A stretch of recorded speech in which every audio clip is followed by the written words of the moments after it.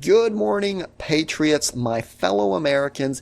In today's video, I have the absolute pleasure and delight of announcing that in less than a few short weeks, one of our favorite national pastimes will be upon us, something that we do better, more effectively, and more frequently than any other country on the face of the earth, and that is the next season in the ongoing series of U.S. government shutdowns. Give a hand up to our outstanding policymakers. Oh, hold on just a second.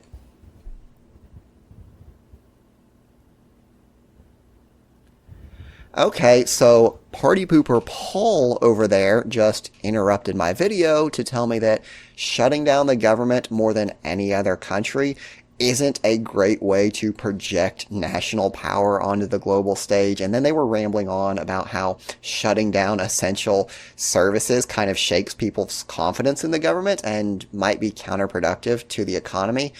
And as much as I want to disagree with him, I'm kind of starting to think he has a point.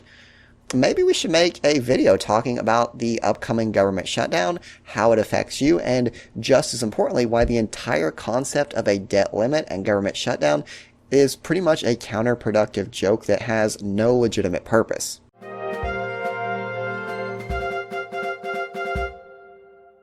Hey everyone, and welcome back. I am the part-time economist, and in today's video, I want to talk about this entire concept of debt limits and government shutdowns and why they really don't serve any legitimate purpose and indeed are quite counterproductive. Now, obviously, this isn't a financial advice video. I'm just sharing my opinions. And I know I'm going to get a lot of pushback from people that say, hey, a debt limit is important so that we don't go into debt. You should know that. You are an economist. And the short answer that I want to share with you throughout this video is the entire concept of a debt limit does absolutely nothing to keep us from going into more debt for two reasons. Number one, we always raise the debt limit every single time without fail. So having a debt limit doesn't keep us from going more into debt. So in the best case world, a debt limit and government shutdown would be a neutral event, right? We hit the debt limit, we raise it, and we borrow more money, we keep functioning as an economy. That's a best case scenario.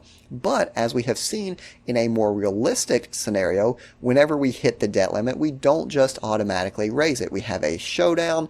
People are wondering, hey, is the U.S. government going to keep operating? Am I going to get my food stamps? Am I going to get my Social Security benefits, right? So at the end of the day, we always raise the debt limit, so it's ineffectual from the perspective of keeping us from going more into debt, and it shakes confidence in the economy, and it causes a lot of pain points for people, so I think it's pretty much ineffective. Now, to show what could potentially happen in the upcoming government shutdown, I wanted to share some screenshots from an article from Reuters. So giving my credit where it's due, citing my sources, everything like that. Now, the first thing that you'll notice, and again, this is why I say the entire concept of a government shutdown is pretty much pointless.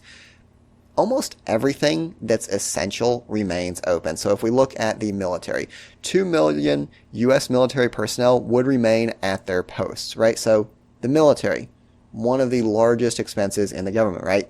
The military is going to keep going, right? Law enforcement, Border Patrol, FBI, Bureau of Prisons, right?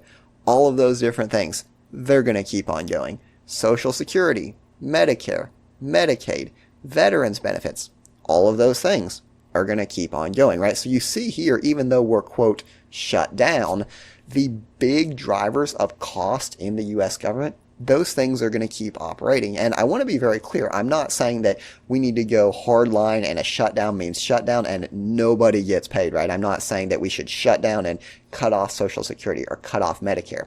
The point I'm making, you have these programs, Social Security, Medicare, the military, VA benefits, law enforcement. You have these programs that are so essential to the functioning of the government that they are not going to be shut down. It doesn't matter how much debt we get into, they are not going to be shut down. So acting like you're having a shutdown and getting people all worried when you're going to pay everything anyway is just really creating a lot of drama, and I feel like it shakes confidence in the United States, as opposed to us just saying, hey, we're going to spend what we need to spend to keep the economy and the government going. Now, obviously, there are going to be some things that are going to experience some degree of shutdown. So you can see here, federal courts, they're going to remain open. They might have scaled back activities, civil suits, right? Those might be scaled back or delayed.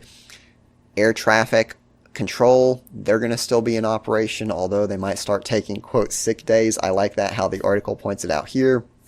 Passports, they may be open depending on how much funding or revenue they get. National parks, they may or may not be open, right? So the point that I'm trying to make is all of the key essential services pretty much remain open, but there's a lot of small things that cause pain points for a lot of people, right? So if I'm trying to renew my passport to travel abroad and I'm thinking, well, maybe now I can't renew it.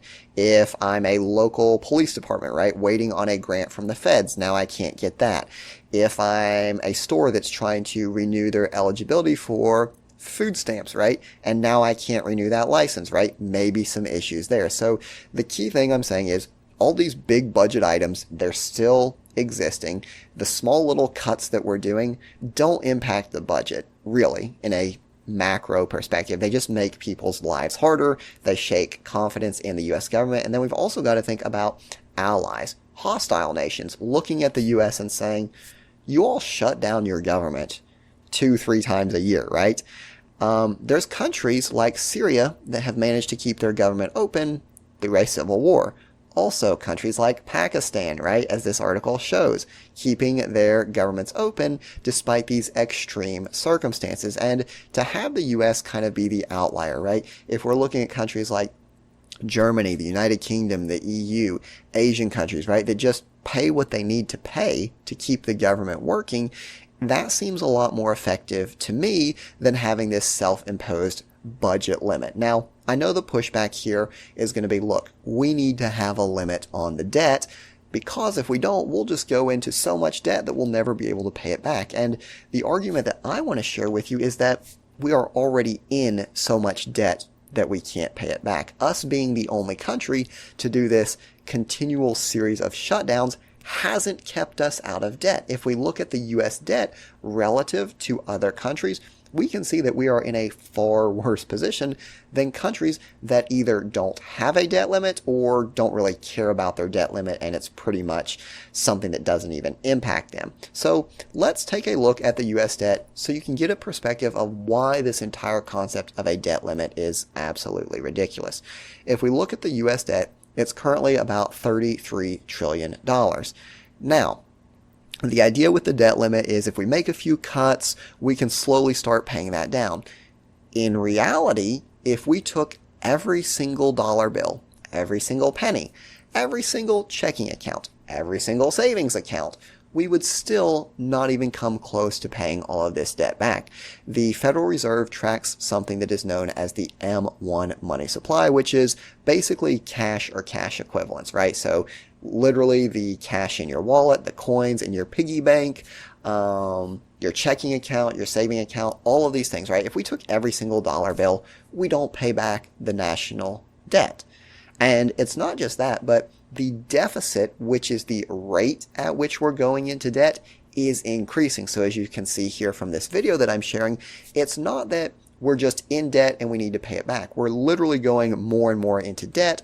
All of these cuts don't even make up for it. So we're in debt and we're going into debt at a faster or an increasing rate, right? So this entire concept of, well, we need the debt limit so we don't go into debt.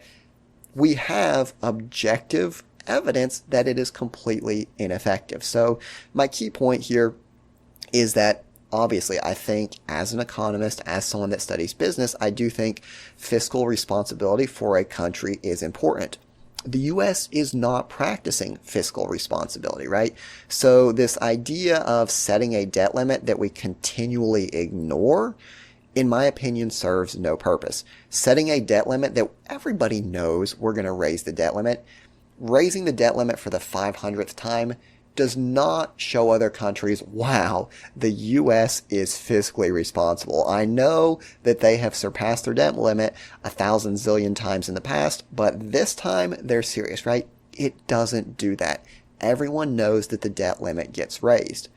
But the fighting that we do, the disagreement, the whole, well, maybe the government will be open, maybe the government won't, maybe grandma gets her Medicare, maybe grandma goes hungry, right? All of those things, we know we're going to pay it anyway. The people that work without pay, they always get back pay. We're going to spend the money. So why don't we just accept that we're going to spend the money? Yes, do we need to make budget cuts? Do we maybe need to increase taxes? Do we need to get on a more fiscally responsible path? Yes, but passing a cap on the budget that we're not going to listen to anyway does absolutely nothing to fix that. So that's my take. Obviously, not financial advice. You're free to share your comments down below, but let me know what you think. And again, I want to be clear. I'm not saying that debt doesn't matter. What I'm saying is the way that we're going about this is completely ineffective and is actually counterproductive, because each time that we blow through the debt limit, we further reduce our credibility, right? It's kind of like breaking a promise once. Okay, maybe it was a tough day, maybe something was going on, maybe it was an extreme circumstance, but the 5th, 6th, 7th time you break the same promise, people are like, your promises are worthless. So I think the debt limit, number one, in and of itself decreases the confidence. But number two, the whole shutdown, government turning off for a few days, again shows that we can't manage ourselves as a country. So leave your thoughts down below. As always, not financial advice. I do appreciate you watching, and I'll see you next time.